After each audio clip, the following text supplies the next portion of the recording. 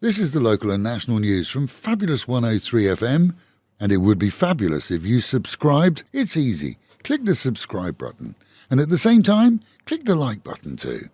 A follow-up to last week's exclusive scam report on Fabulous 103 will be online and on air as of tomorrow, investigating the British scammers who are scamming their own countrymen here with so-called safe investments that turn into zero bank balances. This week, we look at how the scammers who work here illegally as so-called financial advisors are raking in more than ever expected.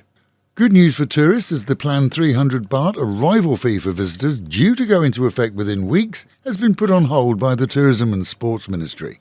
Will it ever go into play? Well, probably, as the delay is only until the start of September. This to allow more time for officials to figure out just how to apply it. With numerous types of visa holders allowed to not pay the fees, such as those with work permits, the logistics of charging are quite a challenge.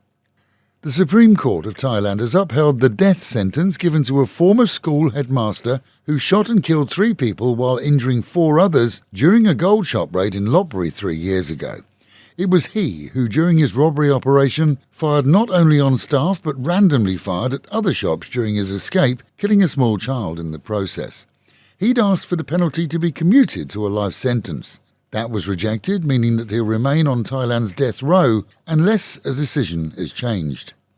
The Royal Thai Navy, along with Khao Yai Protection Foundation and others, have now upwards of 70 artificial coral reefs launched on seabeds in the Sattahip area.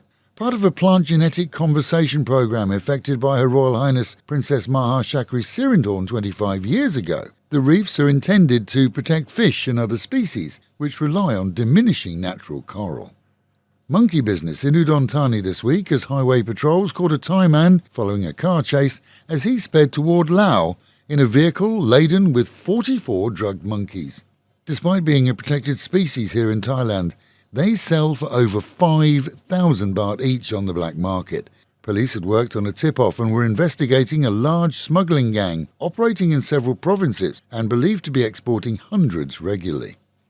That woman caught with cyanide in her possession after allegedly killing a woman near the capital and subsequently charged with multiple cases of poisoning causing death has seen the number of victims credited to her charge sheet rise to 10, according to police yesterday. Her MO was to borrow money or otherwise receive goods from people and then avoid repayment by slipping them the deadly substance.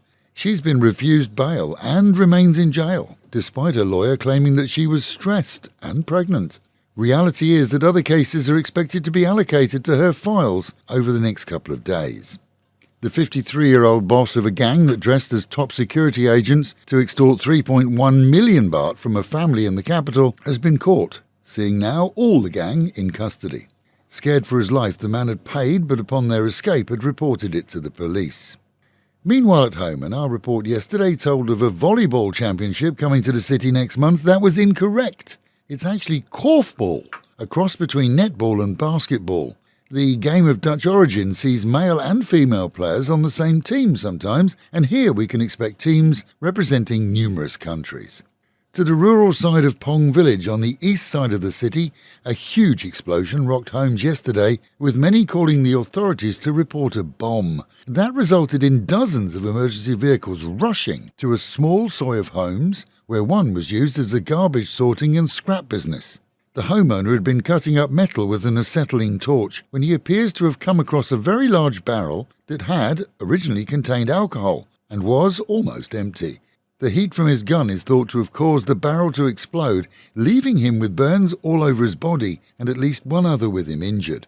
Emergency services removed them to hospital, and it's hoped that he'll survive. Of bigger concern to the local municipality is this type of business operating in what is essentially a residential side soi. His property was heavily damaged, others less so, with one of the emergency rescue teams threatening to arrest those taking photographs, something way beyond his power for sure.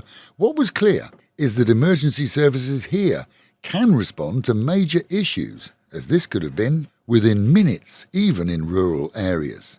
And with the Met Office promising highs today of 32 dropping down to 30, it's going to be an overcast day, but there'll still be a chance of rain. Local and national news today from Fabulous 103 FM and Fabulous Pattaya Media Group. And to get a notification every time we release another bulletin, or program. Like and subscribe to our channel, Fabulous Pattaya Media Group, by using the link below.